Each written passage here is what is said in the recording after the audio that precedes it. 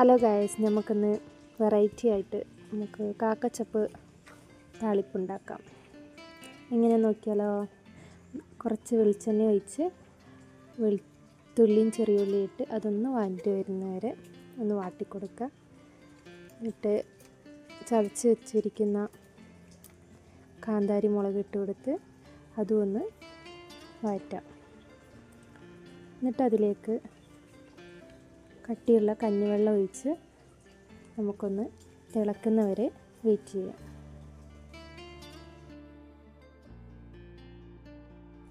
എന്നിട്ട് നമുക്കിത് തിളക്കുന്നവരെ ഒന്ന് മൂടി വയ്ക്കാം. ഇപ്പം കുറച്ച് സമയം കൊണ്ട് തന്നെ തിളച്ചിട്ടുണ്ടാകും. അതിലേക്ക് ആവശ്യത്തേക്ക് ഉപ്പിടുക.